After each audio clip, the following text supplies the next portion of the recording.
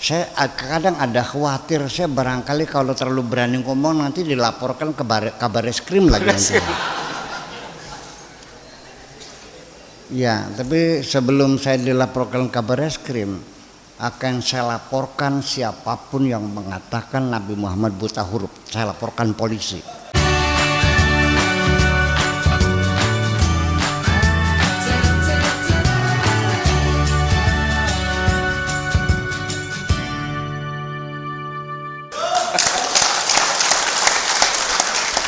Karena ini menghina Nabi saya. Karena buta huruf ini identik dengan goblok. Kalau ada anak itu disuruh ini salah, suruh lagi salah, sebenarnya salah. Dasar buta huruf loh. Artinya buta huruf tuh. Goblok. Kita tidak berpikir. Masih ada waktu nggak apa-apa ya? Coba kita berpikir sekali lagi. Ini Nabi buta huruf itu maksudnya apa? Memblow up, menyiarkan bahwa Nabi buta huruf. Apakah hanya sekedar untuk menutup kemungkinan adanya kecurigaan orang bahwa Quran karangan Nabi sehingga harus dibuta hurufkan? Kira-kira begitu. Sekarang saya nanya, ketika Nabi ada di Wahira, ini kan hadis, Nabi lagi bertapa, datang malaikat Jibril terus Iqra. Ini kan si rawi menceritakan seperti teatrikal, seperti teater. Yang bercerita melihat Nabi bercerita, Jibrilnya datang pakai baju putih, sorban putih, bersih, kan begitu. Lalu membuka satu kertas di hadapannya, Iqra. Lalu jawabnya, ini kan tidak menceritakan Nabi pada suatu hari ketika saya sedang khalwat, tiba-tiba saya, kan bukan Nabi yang cerita. Ini orang yang cerita, apa dia hadir di gua itu? Ini kan persoalan. Sudah, ini kita berpikir, pakai jubah, pakai sorban, jahitnya di mana? Kayaknya tetornya apa tetrek?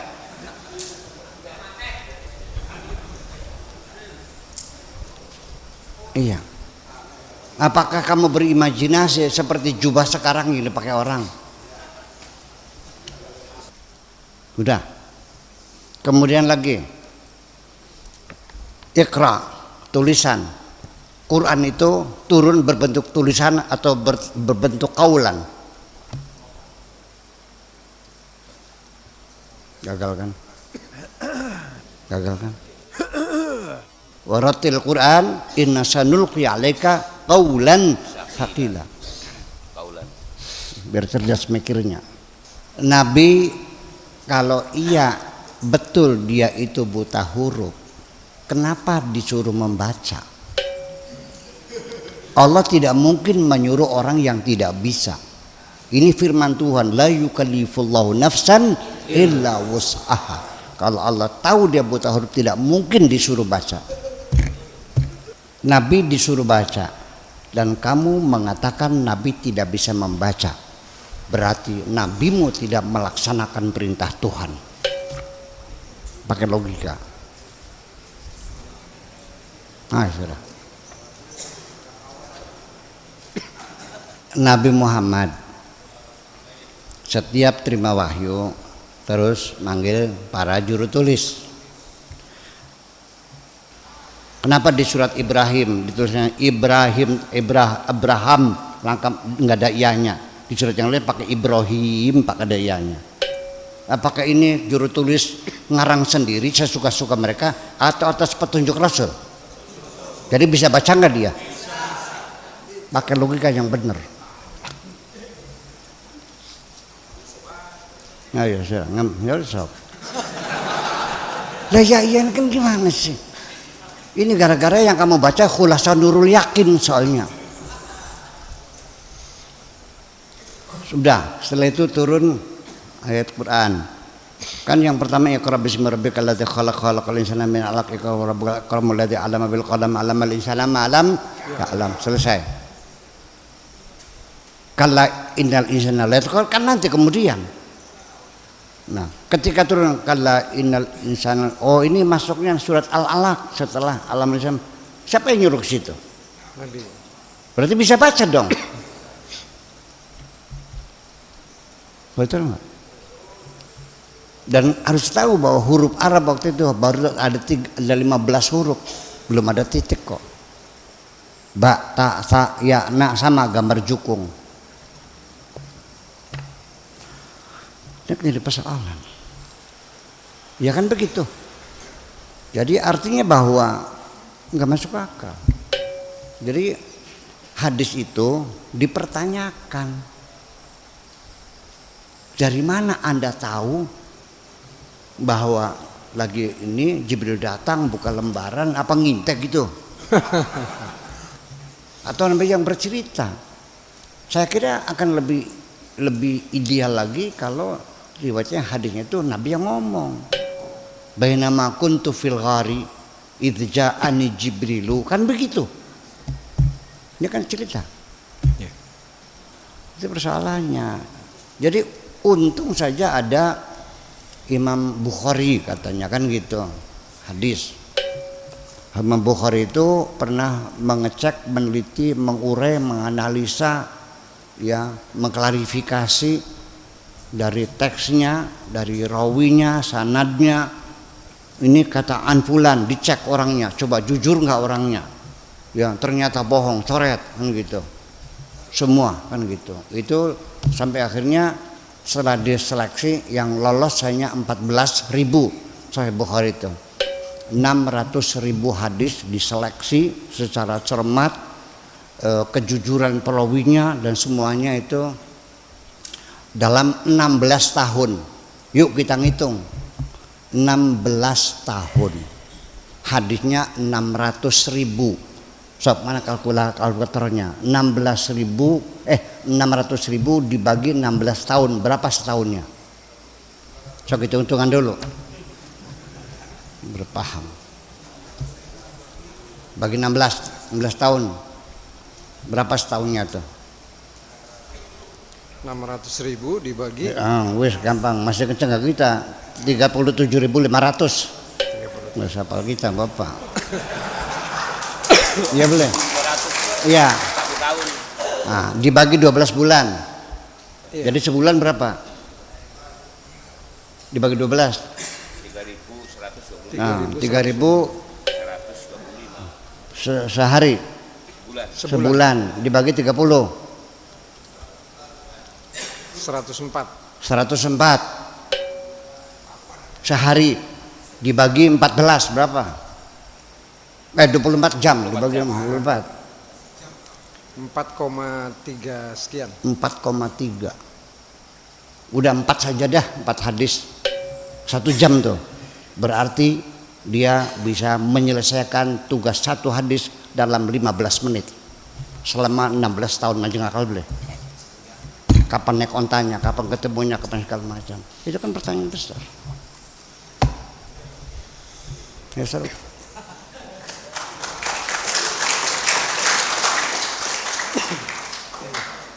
Dulu saya dengan Gus Dur bicara seperti ini.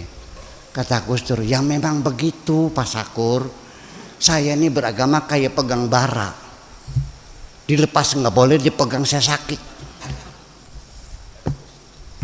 Ya kan artinya. Oleh karena itu yuk sekarang kita berpikir. Jangan takut murtad dong. Oleh karena itu yuk sekarang kita berpikir. Jangan takut murtad dong. Jangan takut murtad dong. Daripada kamu mempercayai sesuatu yang tidak benar. Betul nggak? Ya iya, berpikir kritis. Selama ini kita dididik beragama ini dengan cara pejamkan matamu, matikan lampu, tutup jendela, kunci pintu. Yakinlah begitu caranya. Selama ini kan begitu. Pokoknya kan begitu. Yuk kita berbicara rasional. Itu yang saya inginkan. Dan ini akan terjadi perubahan nanti. Tapi kalau tidak dimulai dari pikiranmu, bagaimana bisa berubah?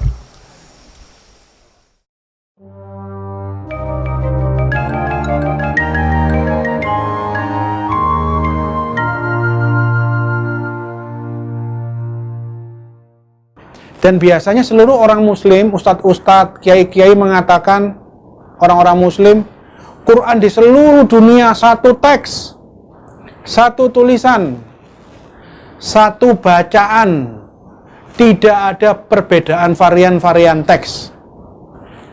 Satu hal yang perlu digarisbawahi dalam perbedaan terkait dengan bacaan Al-Quran, bahwa terkait dengan Al-Quran ini memiliki namanya qiraat ya. Dari ini kita bawa mushaf Al-Quran yang dicontohkan.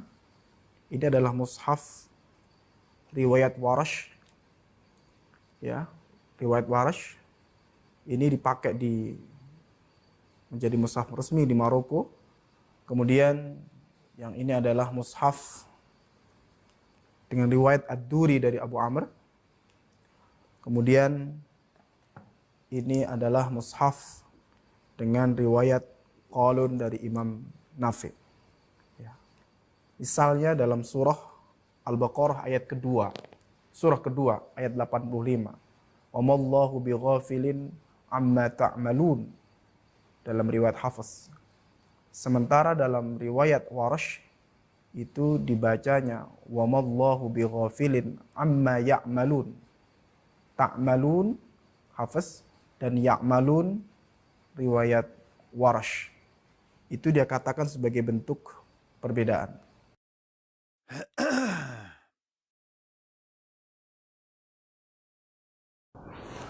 Di sini yang dipakai di Indonesia ta'malun, dari yang kalian, engkau, you kerjakan. Versi Maroko bigofilin ama ya'malun, yang mereka. Di sini kalian kerjakan. Di Quran Maroko bukan you tapi they dan.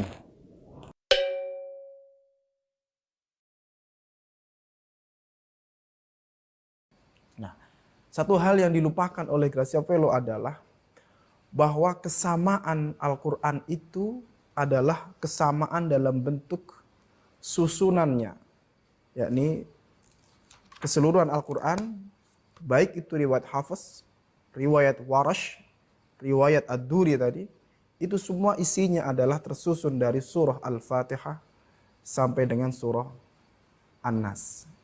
Surah Al-Fatihah sampai dengan surah An-Nas. Semua sama. Baik itu mushaf yang ada di Indonesia maupun mushaf yang ada di dunia Islam yang lain, termasuk yang dicontohkan dari Maroko.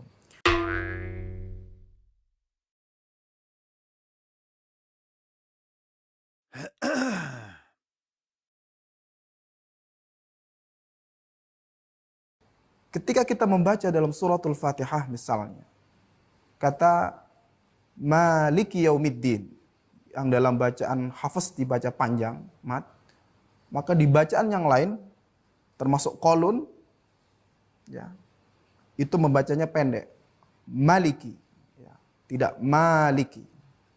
Ini namanya varian, bukan perbedaan. Istilahnya adalah multiple reading, perbedaan dalam pengertian varian bacaan. Kita boleh membaca dengan Malik panjang atau Maliki dengan bacaan pendek. Tapi intinya bahwa bacaan Al-Quran itu tidak tunggal. Bacaan Al-Quran tidak tunggal. Nabi hanya mewanti-wanti di antara 7 huruf itu faqra'u ma tayassara min.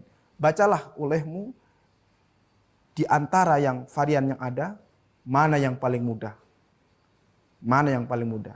Dan dalam konteks sekarang ini, bacaan yang paling mudah di dunia Islam itu adalah dengan riwayat Hafiz dari Asim. Namun di Maroko, justru mereka yang lebih familiar, lebih mudah menurut mereka adalah bacaan Warash An-Nafi. Demikian penjelasan terkait perbedaan varian bacaan qiraat itu sudah terjadi di masa Rasulullah Sallallahu Alaihi Wasallam dan semua sudah tercover dalam mushaf-mushaf yang ada, baik itu riwayat Qalun, baik itu pada riwayat Ad-Duri maupun riwayat Warash An-Nafi.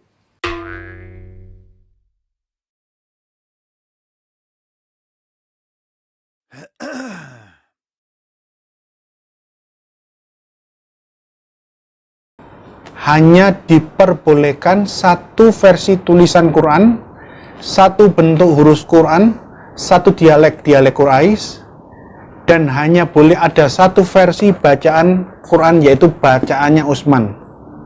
Tidak diperkenankan ada qiraatus sabah, qiraat yang berlainan, 7 bacaan, tidak boleh.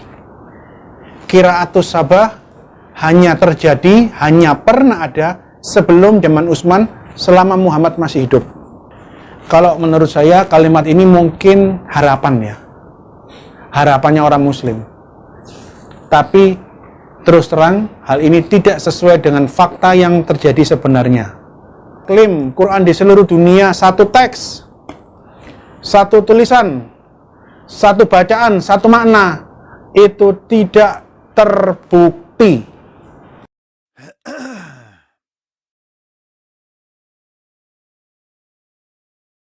Oleh karena itu, yuk sekarang kita berpikir, jangan takut murtad dong. Daripada kamu mempercayai sesuatu yang tidak benar. Iya dong. Iya. Saya kira semacam itu deh. Nanti kita lanjutkan dah. Ya, makasih. Makasih. Oke.